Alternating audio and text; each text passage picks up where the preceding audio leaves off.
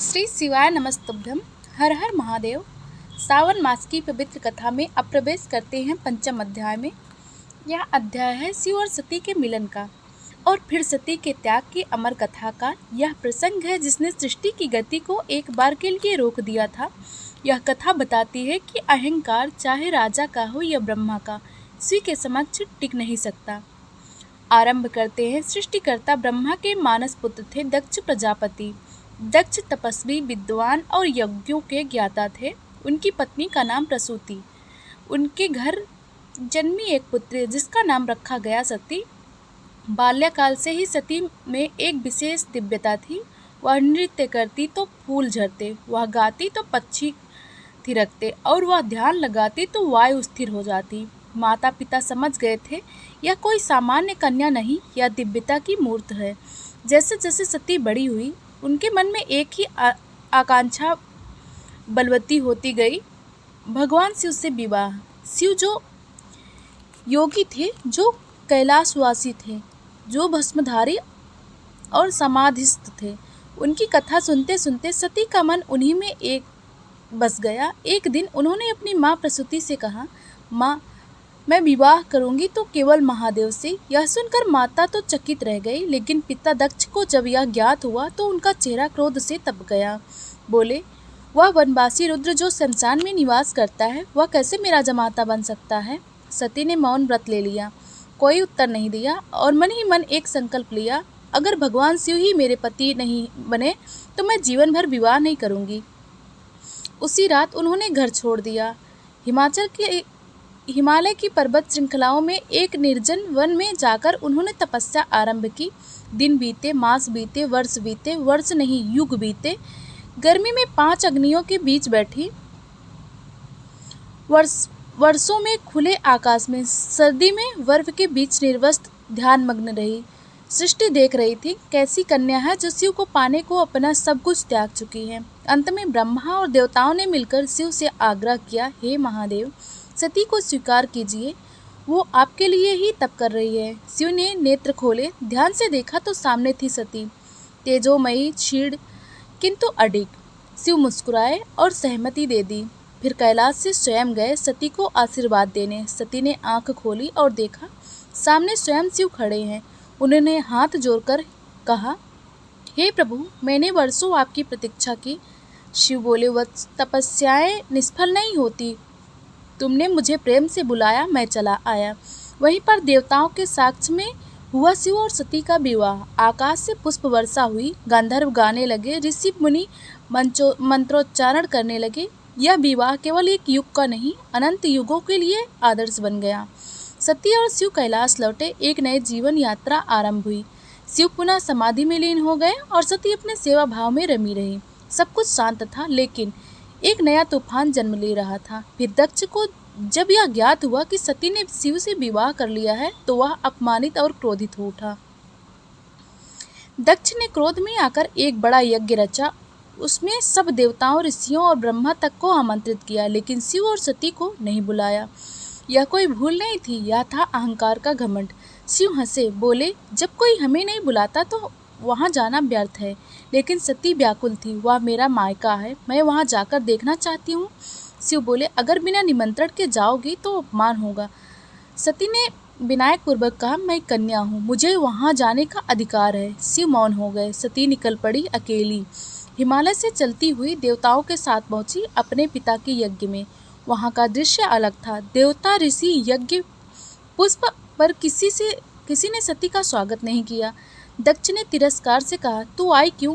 तुझे तो निमंत्रण नहीं दिया था। सती ने शांत स्वर में कहा, मैं कन्या हूँ, पिता के घर आने के लिए बुलावे की आवश्यकता नहीं होती। लेकिन दक्ष चुप न रहा। उसने सभी के सामने शिव के बारे में अपमानजनक बातें कहनी शुरू कर दी। वह भस्मधारी है, शमशानवासी है, नागों को पहनता है और अर्धनग्न विचरता है। सती सुनती रही। पिता द्वारा अपने स्वामी का अपमान, वह हर वाक्य उनके हृदय को चीरता गया। उनकी आंखें नम हो गई, वे कांपने लगी, लेकिन मौन रही। फिर उन्होंने सभी देवताओं की ओर देखा, कोई कुछ नहीं बोल रहा था। उन्होंने कहा, यदि आज मैं यहाँ मौन रह गई तो संसार समझेगा कि मैंने इस अपमान को स्वीकार कर लिया, और यदि पत्नी होते हुए अपने स्वामी के सम्मान की रक्षा न कर सकी तो यह जीवन व्यर्थ है। उन्होंने यज्ञ मंडप की ओर देखा और कहा, हे अग्निदेव, आज मैं अपने शरीर का त्याग करती हूँ। यह तन अब मेरे लिए भार है जो मेरे आराध्य का अपमान न रोक सका। और उसी क्षण सती यज्ञ अग्नि में कूद पड़ी और प्रज्वलित हो गई, और एक तेजस्वी ज्वाला में सती का शरीर विलीन हो गया। आकाश कांप उठा, दिशाएं गूंज उठी, सती सती सती। वहां उपस्थित हर प्राणी स्तब्ध रह गया, कोई कुछ न कह सका। उसी क्षण कैलाश पर ध्यानस्थ शिव की आंखें खुली। उन्होंने त्रिकाल दृष्टि से देखा और जाना सती अब नहीं रही। महादेव मौन हो गए, उनकी आंखें लाल थी, संसार स्तब्ध था। उन्होंने त्रिशूल उठाया, जटा खोली और अपनी एक जटा पृथ्वी पर पटकी। उस जटा से प्रकट हुआ वीरभद्र, क्रोध, अग्नि और तांडव का प्रतीक। शिव ने आदेश दिया, जाओ यज्ञ का विनाश करो और दक्ष के अहंकार को समाप्त करो। वीरभद्र तांडव करता हुआ पहुंचा यज्ञ स्थल पर।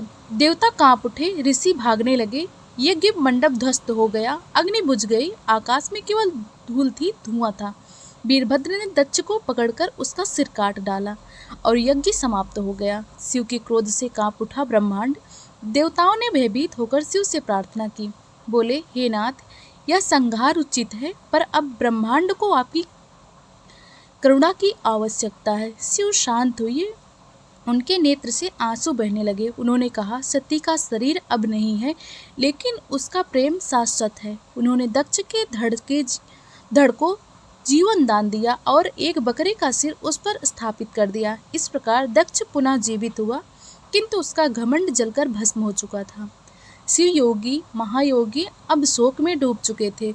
उनके नेत्रों से अग्नि छलक रही थी और अश्रु भी। उन्होंने सती का जला हुआ शरीर उठाया और मौन भाव से पृथ्वी की दिशाओं में घूमने लगे। कोई शब्द नहीं, केवल निरस्तब्धता। शिव चल रहे थे, हिमालय से दक्षिण, दक्षिण से पूर्व, पूर्व से पश्चिम। उनके कंधे पर पड़ी सती की देह तप रही थी और शिव का तांडव धीरे धीरे प्रलय का रूप ले रहा था। धरती कांप उठी, समुद्र उफान पर आ गया, पर्वत दरकने लगे, देवताएं भयभीत हो उठे। यदि यह चलता रहा तो सृष्टि समाप्त हो जाएगी। सब देव विष्णु के पास पहुंचे और बोले, हे नारायण, आप ही शिव के तांडव को रोक सकते हैं। विष्णु ने अपने सुदर्शन चक्र को बुलाया और आकाश में शिव के पीछे चलने लगे। हर एक दिशा में जहां शिव जाते वहां सुदर्शन चक्र सती के शरीर का एक भाग काट देता, एक अंग पृथ्वी पर गिरता और वही स्थान शक्तिपीठ बन गया। इस प्रकार जहां जहां सती के अंग गिरे वहां वहां शक्तिपीठ की स्थापना हुई। कुल मिलाकर 51 शक्तिपीठ का उदय हुआ। जैसे ही सती का संपूर्ण शरीर पृथ्वी पर बिखर गया, शिव थम गए। उन्होंने धरती की ओर देखा और सती को स्मरण में कैलाश लौट आए। उन्होंने समाधि धारण कर ली। वर्षों युगों तक वे ना बोले ना मुस्कुराए, पर सती के बिना अधूरा। देवताओं ने देखा, शिव के हृदय में केवल सती ही बसती थी। उन्होंने भविष्य को रचने का उपाय खोजा। उन्होंने हिमालय से प्रार्थना की, हे गिरिराज, कृपा करके ऐसी पुत्री दीजिए जो शिव को फिर से प्रेम से जोड़ सके। और इस प्रकार भविष्य में पार्वती का जन्म हुआ। लेकिन यह अगली कथा है। अगले अध्याय की यह अध्याय यही विराम लेता है, शिव सती की महागाथा और शक्तिपीठ की स्थापना पर। सती नहीं रही, पर उनका प्रेम अमर रहा। शिव मौन हुए, पर उनका धैर्य, उनकी करुणा सृष्टि के लिए वरदान बन गई। सती के अंगों से बने शक्तिपीठ आज भी भारतवर्ष में श्रद्धा के केंद्र हैं। ये बताते हैं, प्रेम कभी मरता नहीं, त्याग कभी व्यर्थ नहीं जाता। यह कथा केवल दुख और पीड़ा की नहीं, यह परम भक्ति की भी है। सती की निष्ठा, शिव की गहराई और ब्रह्मांड की गति सभी इस प्रसंग में गूंथी हुई हैं। और जब आता है सावन का मास तो यह कथा जीवंत हो जाती है, क्योंकि सावन शिव और शक्ति के मिलन का प्रतीक। और हर सोमवार हम उसी प्रेम की पूजा करते हैं जो सती ने किया था और जो शिव ने निभाया था।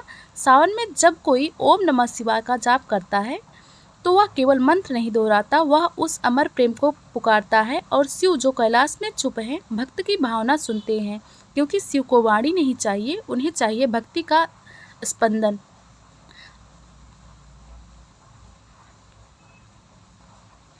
आंधियों से न डरने वाला, शमशान में ध्यान लगाने वाला, करुणा में गहराई रखता है, त्रिनेत्र से प्रेम लूटता है, जो नागों को हार बनाता है और विष को अमृत बन जाता है, वो ही शिव हैं, सती का सनातन स्नेही प्रियतम। हर सावन की बूंद में बसते हैं, हर बेलपत्र को अपनाता है, भक्त को देखकर तृप्त हो जाता है। एक मस्तक झुकाने से वर्षों का कर्म मिटा देता है, वह महादेव निराकार फिर भी साकार। आओ सावन में शिव को पुकारें, सती के त्याग को याद करें और इस अमर कथा को अपने जीवन को शिवमय बनाएं। क्योंकि जब सती ने शिव को अपनाया तो प्रेम भी भक्ति धुल गई, और जब शिव ने सती को त्यागा तो सृष्टि रो पड़ी। यही है महाकथा, सावन महात्म्य का पंचम अध्याय। इसे जितना सुनो उतनी आत्मा शुद्ध होती है। बोलिए साथ में हर हर महादेव। अंत में अगली कथा का अगली भक्ति का जुड़े रहिए, क्योंकि भक्ति चलती रहेगी और शिव सदा अपने भक्त के साथ रहेंगे। हर हर महादेव।